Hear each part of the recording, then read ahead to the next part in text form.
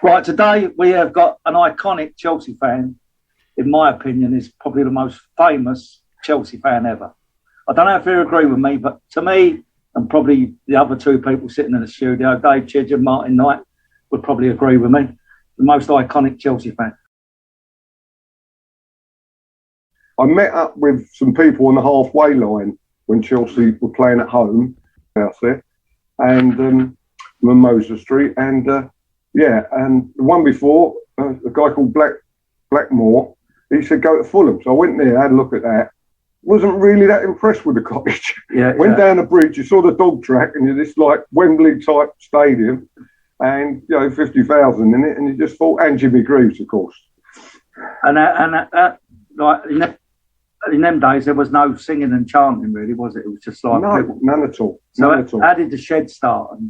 Well, we went. This is a few years later. I met up with some people on the halfway line when Chelsea were playing at home, and they were all singing. Only about 200 of them, and that's where I first saw Clifford Webb, bit of a clown, and Mickey Greenaway, and I just. I had my white shirt and tie. What, at a game? At a game, yeah. I should wear a shirt and a tie? I tried to, that was my best clothes. I was going to football.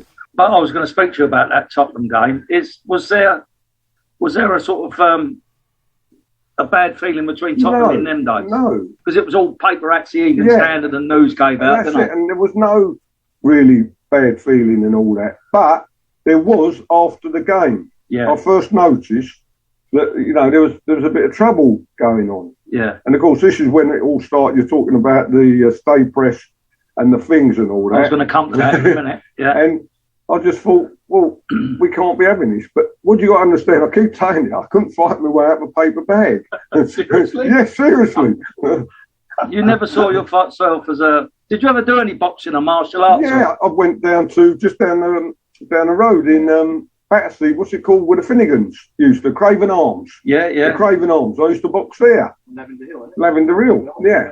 And I used to go in there with the Finnegans and a few others in there. So you could fight then, if you could box? Yeah, I could box and all that, but you didn't realise. It's different from getting a right-hander with some big guy about 5 or 6 years older and you're giving you a smacking. I lost 5 teeth over the seasons at Chelsea. And yeah, that was odd. You couldn't take that. And I used to bruise easily as well. So I made sure I didn't lose many battles. So moving on from that, we're coming up to like the Skinhead era then. After that cup final against Tottenham, there was we went back to Tottenham and there was about 100 arrested, wasn't there? And what were you at 67? So I must have been 19. So my brother would have been about 13, 14. I was 11 and I went with you lot. Yeah, that's it, yeah. That's what I'm saying. So, But you was like, when I was 11, you was already like the iconic Chelsea supporter. Everyone looked up to you. No one knew the real me. Was you sort of myself after time. But you were so, like the way you dressed. Your name was. I've said to Martin, your name was so more well known in school playgrounds in the south than the Beatles or the Kings. Without mobile, I don't know how that all come about. That's what I'm saying. It did though, didn't it, Martin? Yeah. We could meet up. When we went to Tottenham away. After that we lost, we met up at the White Hart opposite Fulham Broadway. Yeah, it's a White Hart. Yeah. We all met up there. I didn't even really know. I only saw Babs. I didn't talk to him. I didn't talk to any. I had my lot from Whitlock Drive South. Irish Tommy, yeah, Tommy and his and the bigger guy Paddy. Yeah, who used to follow him around. Yeah, and quite a few guys from Battersea. And a lot of other guys that you could rely on. They'd all, unless it got too bad, they'd stick with you. Was that part of the skinhead culture to follow your club all round? And did that? How did you first ever hear about skinhead? When did you first notice it? Well, you must be one of the early ones. Well, first of all, we started with their white stay press. I thought they looked quite nice. Yeah. And then the boots, the Dr. Martens. And then the green, not that one. You had a nice one with tartan. Harrington jacket. Harrington, You used to have a green Harrington. Yeah, that's But it. then you progressed on. See, everyone used to copy what you had on. You might not know this, but I'm telling you, it's fact. You went on to the jacket thing. Suede jacket, like a bomber jacket. Not your one, but in suede, brown. You still got it? No, I've got 2 of them. No, newer ones. Because you weren't so noticeable in them. You trade them in like a car.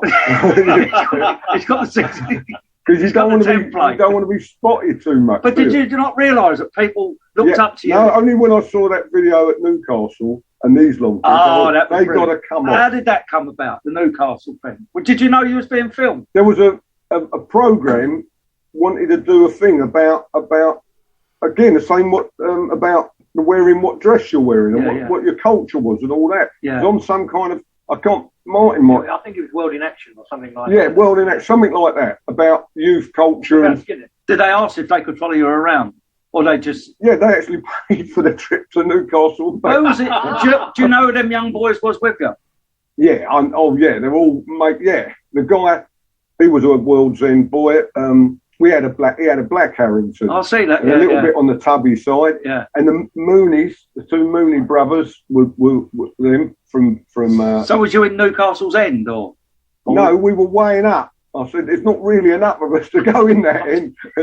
I looked at all the Newcastle fans. I was looking at them saying, who's this lot here? You know what I mean? And you were pointing up there, and I'm thinking, nah. And I thought, bad move. Do you realise that gets clipped and shown in nearly every Skinhead that fashion documentary on the television? No, because I'm computer illiterate. That's the other thing. I'm not very.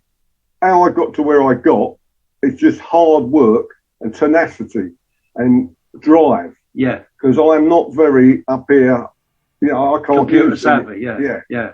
I brought a Mongolian girl to live with me, and she's useless. She's not. She's got an honours degree in finance. Honours degree in finance, but you've got to go. Let's hope she doesn't listen to podcasts. So getting back to the Skinhead thing, and I'm going to ask Martin about Slayburn Street in a minute. Your nickname, Eccles, you just said before we started. How did the nickname? I had chronic acne from the age of about. I was great until about 15 and a half. Then all of a sudden it come on. And my daughter's had the same problem. Right. So it runs this genetic thing. Yeah. And there's nothing worse than when you're trying to impress girls and you're covered in spots. Yeah. And things like that. And Cliffy, he's the most funniest guy in the world, isn't he? He could be a comedian if he wasn't pissed all the time. if we were going to pass Eccles Station on the way to Newcastle, Man United. Yeah. And he said, "Oh, that's what I'm going to call you, Eccles." And I said, "Why is that?" He said, "Cause Eccles cakes." And I said, "Oh, they're nice, them Eccles cakes. You know, you get little currants in them, whatever they like." And I said, "Yeah." He said, "And that's it." And it never, I couldn't get rid of it. Did you take offence to it or not? Or did you? No, because I'm not that type. I couldn't give a shit, really. But people get you confused with Danny Harkins and Eccles as two different people. That's very true. From when you was the specials were organised by British Railway. Yeah, that's it. Mickey and you can't believe. When was this then? Well, I do. They are fantastic supporters. So what's the most frightening ground you've been to where you think, shit, this is like, I don't fancy this? When I went in their in. I went in behind you. I thought, where have they all disappeared? All we had to do is stick together. We had enough of us, nearly 1,000 went into that in. I was with you. And I just thought, why are they not, just having a go, crack? And I got so many right-handers, and of course, I kept hearing my name, but it weren't from my mates, it was from them. That's the bastard. Yeah. They knew who you were. Well, yeah, I must have been even uglier than I am now. But most of the, as I say, most football fans across the country have heard of you. I still go to places like Barnsley and Huddersfield and little remote places, Stockport, Burnley. We went to they know your name. We went to a guy